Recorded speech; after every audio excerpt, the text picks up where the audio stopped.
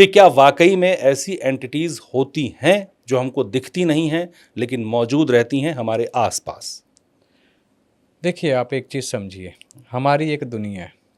साधारण जो साधक नहीं है, नॉर्मल है, उनकी एक दुनिया है। उसके बीच में एक परत है। उस परत को तोड़ने के लिए, उस परत में एंट्री करने के लिए साधनाओं से गुजरना पड़ता है, उस मार्ग पे चलना पड़ता है, तो आभास होता है।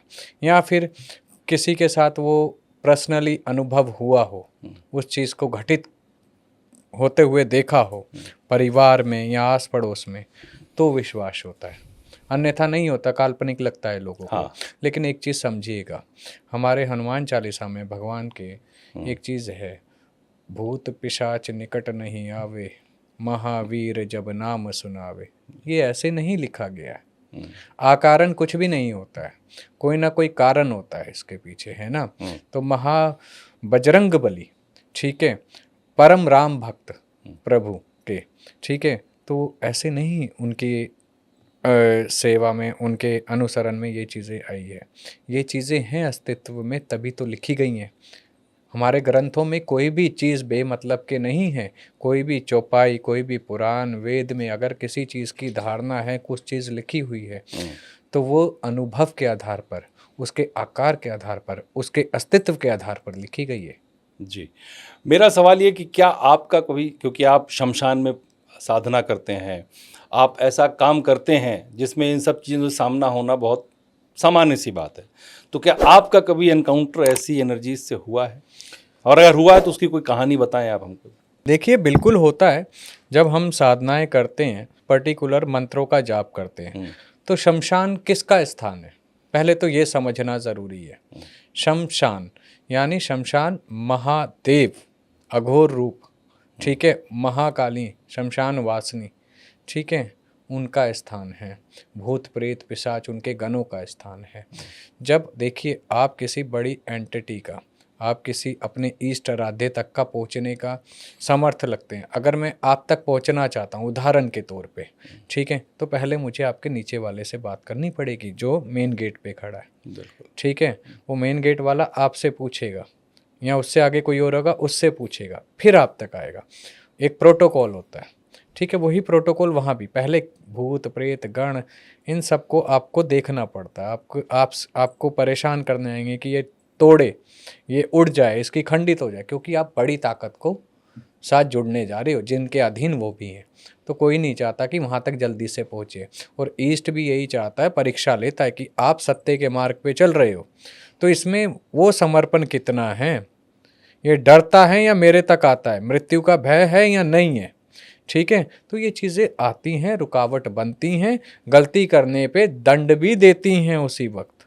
अच्छा, हाँ, कुछ ऐसा हुआ हो कभी याद आए आपको, जो आप देखिए, साधना शुरुआती दौर में की आपने, तो गए होंगे तो डर तो लगा होगा। डर तो बिल्कुल लगा, स्वाभाविक है, ह्यूमन नेचर होता है। बिल्कुल लगा। तो ऐसी कोई घटना हुई हो? घटना घटित हुई है। एक इंसिडेंट हमने पहले भी बताया था, एक दूसरा हमें याद है, हम बताते हैं।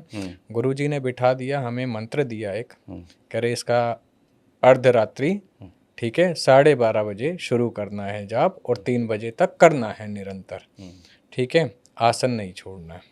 हमने, और कह रहे आंख बंद करके करोगे और एक दिया लगा के करोगे सिर्फ, और कुछ नहीं। हम बैठे, जाप शुरू किया, कुछ समय बीत गया। उसके बाद ऐसा लगा कान में कोई फुसफुसा रहा है। अच्छा, ठीक है, फिर तेजी से ठंडी हवा, सट, बहुत तेज, जहाँ हवा का नामो निशान नहीं है, चलने लगी, ठीक है। फिर आवाज़ आने लगी, फिर ऐसे लगा कोई आवाज़ चलने की आ रही है।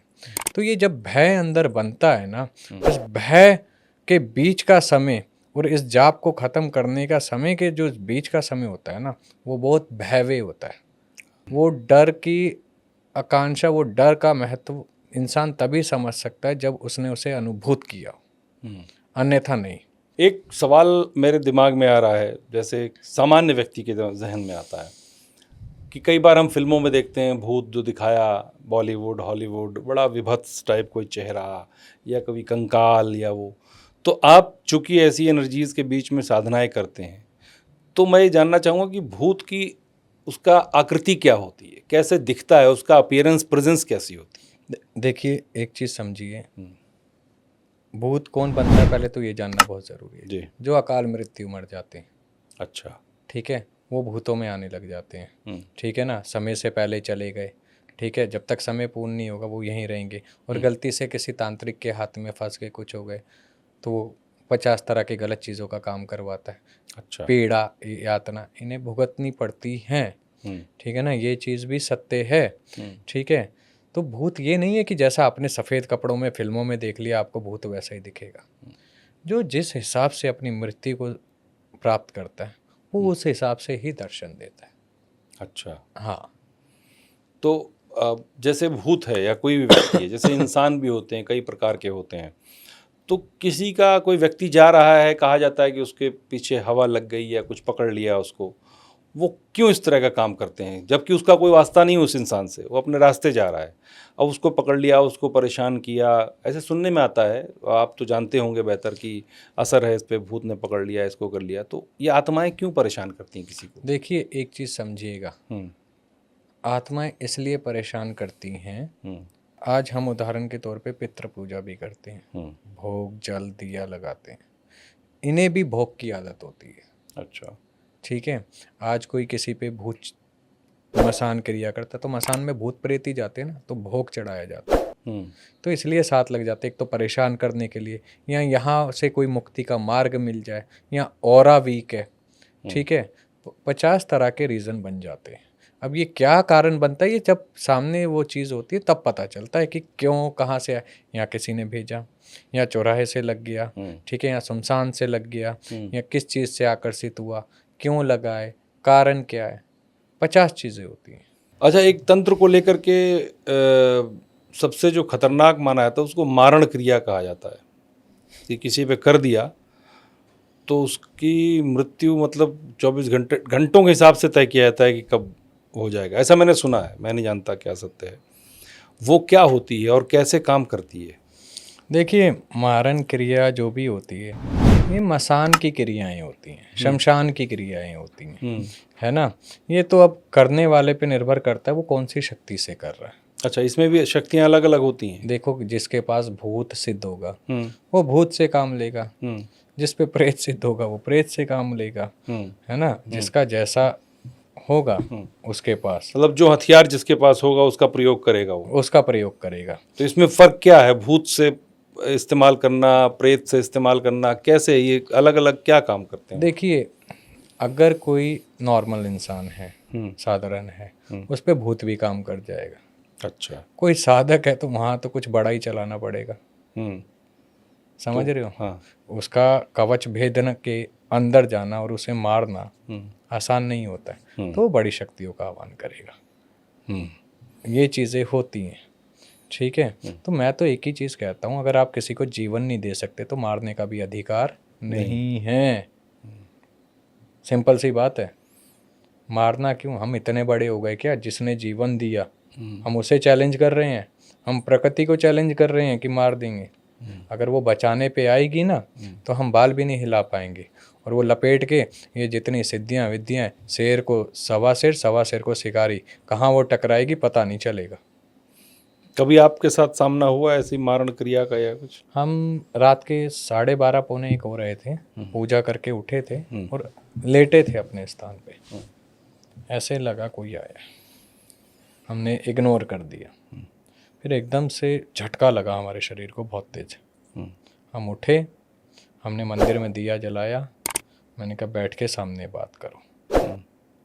बात नहीं करी, क्योंकि वचनों में लेके चीज़ चलाई गई, कभी बात नहीं करेगी, ठीक है। उसने फिर अटैक किया।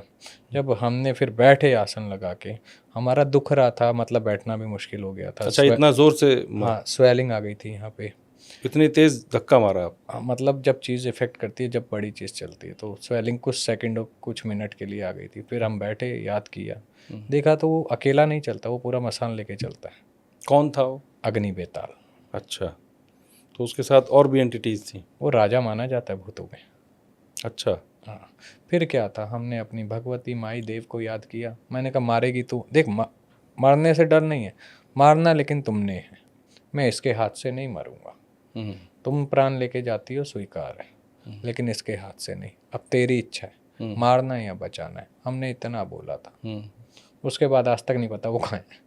अच्छा, कोई ऐसा किस्सा जब आप गए हों और कुछ ऐसा सामना हुआ हो, कोई इस देश से बाहर की बात कर रहा हूँ मैं। अरे हम रशिया थे जब, हमने किताब लिखी है ध्यान के ऊपर वहाँ हाँ, मैं बात करूँगा उस पर आपकी। ठीक है ना। तो हमें एक रूम मिला हुआ था तो रशिया में। हाँ, तो हमें पता नहीं था वहाँ पे एक एंटिटी थी। हाँ, तो रात को 12:30 बजे 2:30 बजे कभी भी वो दस्तक देती थी रात को। अच्छा। 2-3 बार हुआ। एक दिन हमने तो कह दिया हिंदी आती है तो बात कर बैठ के, नहीं आती तो जाओ। हाँ, तो वो फिर चली गई। फिर एक दिन हवन कर रहे थे वहाँ पे, हवन करते करते वो महसूस हुई। फिर हमने पूछ लिया यहाँ क्या क्या है, कोई है ये वो। फिर उसने बताया एक बुढ़ी औरत मर गई थी। अच्छा। मैंने कहा अच्छा। फिर कुछ नहीं, हमने माइक को याद करके कुछ आहुति वहीं उसी समय दी। मैया तो जब ऊर्जा को देखती है तो घबराती है, अब माता के आगे कौन रुक रहा। तो बस वो वहीं समर्पित हो गए। फिर जो आगे की लीला वो ही जाने। ये मॉस्को की घटना है? उससे आगे थोड़ा सा पीटर्सबर्ग। एक गांव पड़ते हैं। अच्छा, गांव में जाते हैं। एक पाताल की एंटिटी की बात कर रहे थे कि जो शिव के भक्त होते हैं कुछ, तो वो कौन लोग होते हैं, वो क्या है उनका मतलब, वो क्या करने आते हैं? आपने कहा पृथ्वी पर भी आते हैं, वो क्यों आते हैं, क्या है उनके बारे में थोड़ा क्या रहस्य देखिए है? जैसे शिवरात्रि आ रही है, शिवरात्रि की रात्रि, ठीक है, ये शिवरात्रि जो आने वाली है, महाशिवरात्रि। हाँ, जब सब महादेव की पूजा करते हैं तो उनके गण प्रेत भूत पिशाच कैसे पीछे रह सकते हैं? वो भी आनंद लेने आते हैं। अच्छा। हाँ, कुछ मसान में आते हैं, कुछ जंगलों में आते हैं, दिखती हैं चीज़ें। शिवरात्रि की रात्रि हो गई, आपकी दिवाली की रात्रि हो गई, इन दिनों चीज़ें बंधती नहीं हैं। अच्छा। ना बांधने का प्रयास किया जाता है, जो बंधी हैं उन्हें भी मुक्त किया जाता है। अच्छा। हाँ, तो ऐसी कौन कौन सी एंटिटीज़ हैं, थोड़ा बताएं उनके बारे में आप। जैसे पाताल में नाग वगैरह हो गए, असुर भी आ जाते हैं उनसे नीचे, है ना। ऐसे करके बहुत सारे होते हैं। 1.5 फुटिया, जैसे आज मैंने पहले भी बताया हुआ। हाँ, ये 1.5 फुटिया आपने कहीं जिक्र किया था आपने, वो क्या है? 1.5 फुटिया पाताल की एंटिटी होती है ना। 1.5 फुट का होता है, 2 रूपों में पाया जाता है। एक हड्डी रूप में पाया जाता है, एक बौने रूप में पाया जाता है, ठीक है ना। तो ये चीज़ें होती हैं।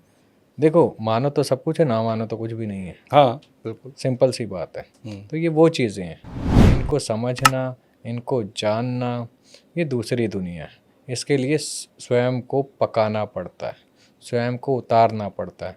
इनकी बातें, इनके बारे में चर्चा उतनी ही करनी चाहिए जितना एक उपयुक्त हो, गुरु परंपरा के अंतर्गत आता हो, है ना। नियमों का ना तो उल्लंघन करना चाहिए, ना नियमों को तोड़ना चाहिए, क्योंकि गुरु ने सदैव देना सिखाया है। मैंने क्या बोला कि अगर हम कुपात्र के हाथ में देंगे तो दुरुपयोगी होगा। बिल्कुल होगा, हो रहा है। तो ये इनको, लेकिन लोग इतना जानना चाहता हूँ मैं, जैसे आपने बताया एंटिटीज़ हैं, इनको बांधना या रखना, तो इनको बांधा कैसे जाता है और क्यों बांधा जाता है? देखिए, मंत्र होते हैं, कुछ क्रियाएं होती हैं, मंडल वगैरह बनाए जाते हैं, तो ये उसके हिसाब से रोका जाता है। हर एक के लिए अलग मंडल होता है। अच्छा। हर एक की क्रिया अलग होती है। अब भूत को पूजोगे, भूत सिद्धि चाहिए, तो आपको भूत के मंत्र का काम करना पड़ेगा ना। आप देव का मंत्र थोड़ी करोगे, ठीक है। आपको यक्षनी बुलानी है, आप यक्षनी का मंत्र जाप करोगे। आपको योगनी बुलानी है, आप योगनी मंत्र का जाप करोगे। आपको वीर बुलाना है, आपको वीर का मंत्र जाप करोगे, ठीक है।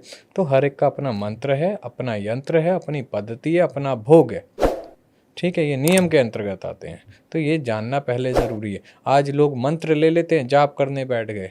अरे साइंटिफिक ये तो पहले समझना सीखो कि उसे पसंद क्या है और नापसंद क्या है। कमियां यहाँ भी है। उदाहरण के तौर पे आपको कॉफ़ी पसंद नहीं, मुझे कॉफ़ी पसंद है, ठीक है। मैं आपको ज़बरदस्ती कॉफ़ी दूँ तो कैसा लगेगा?